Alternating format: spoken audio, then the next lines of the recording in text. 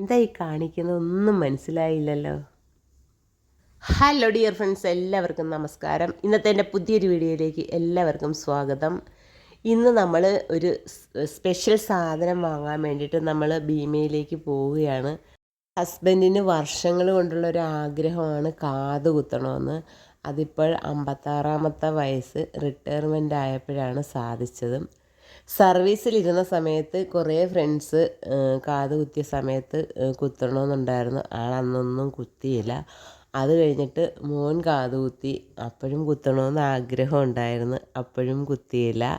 എല്ലാത്തിനും ഒരു സമയമുണ്ടെന്ന് പറയുന്നത് പോലെ ഇപ്പോഴാണ് ആ ആഗ്രഹം സാധിച്ചത്.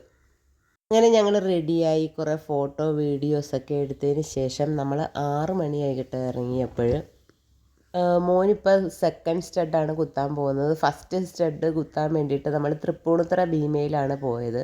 അവിടെ കുറച്ച് കളക്ഷൻസ് മാത്രമേ ഉണ്ടായിരുന്നുള്ളൂ. അപ്പം നമ്മളിന്ന് എടപ്പള്ളി ഭീമയിലാണ് പോകാൻ തീരുമാനിച്ചിരിക്കുന്നത്.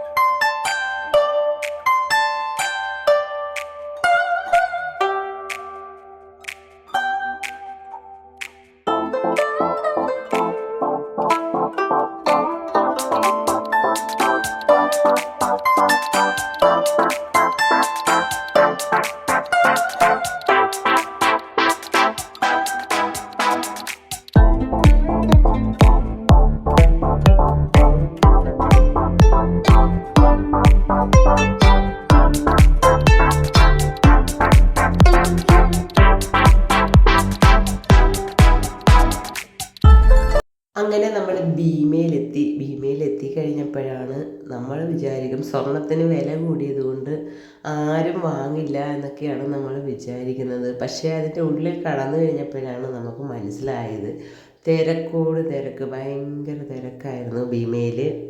നമ്മൾ വൈറ്റ് കല്ലിൻ്റെ സ്റ്റഡാണ് നമ്മൾ നോക്കിയത്. പക്ഷേ ഇവിടെ കുറച്ച് സെലക്ഷൻ മാത്രമേ ഉണ്ടായിരുന്നുള്ളൂ. ആകെ 3 എണ്ണം മാത്രമേ ഉണ്ടായിരുന്നുള്ളൂ. അപ്പോൾ നമ്മൾ അതിൽ മീഡിയം ആണ് എടുത്തത്. അപ്പോൾ എടുത്ത് എന്തായാലും അവിടെ കാതൊക്കെ കുത്തി ചെറിയൊരു കമ്മലാണ് നമ്മൾ വാങ്ങിച്ചത്. അതിനോടൊപ്പം തന്നെ നമ്മൾ 2 റിങ്ങും കൂടെ വാങ്ങിച്ചിട്ടുണ്ടായിരുന്നു. കറക്റ്റ് രണ്ടും കൂടെ 1/2 ഗ്രാം തികച്ചില്ല. കമ്മൽ ഇത്രയും മില്ലി മാത്രമേ ഉള്ളൂ. ഈ 4 സാധനം കൂടെ മേടിച്ചപ്പോഴത്തേക്ക് 63,587 രൂപയായി. വില കേട്ട് നമ്മൾ ഞെട്ടി. എൻ്റെ കല്യാണ സമയത്തൊക്കെ 4,000 രൂപ ഒരു പവനുണ്ടായിരുന്നുള്ളൂ. ഇപ്പോൾ ആയിരുന്നെങ്കിൽ എത്ര സ്വർണം വാങ്ങിക്കാമായിരുന്നു അതിനല്ലേ. സ്വർണത്തിൻ്റെ വില പോയ പോക്കേ ഒന്നും പറഞ്ഞിട്ട് കാര്യമില്ല. ഇനി എത്ര കൂടുമെന്നാവോ ദൈവത്തിനറിയാം.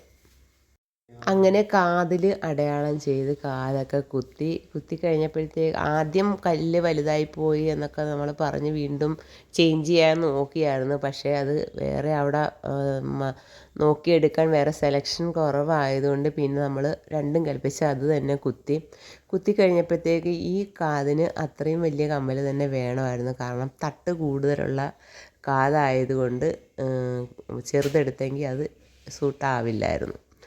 അപ്പോൾ അങ്ങനെ എന്തായാലും കാതൊക്കെ കുത്തി. അത് കഴിഞ്ഞിട്ട് മോൻ്റെ കാത് കുത്തി.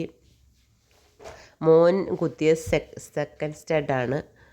അപ്പോൾ അപ്പോഴത്തേക്ക് അവിടെ നിറയെ ആൾക്കാർ കാത് കുത്താനും മൂക്ക് കുത്താനും ചെവിയുടെ സൈഡിൽ നടുക്ക് തുളയിടാനും ഒക്കെ ആയിട്ട് കുറേ പേരൊക്കെ അവിടെ വന്നിരിപ്പുണ്ടായിരുന്നു.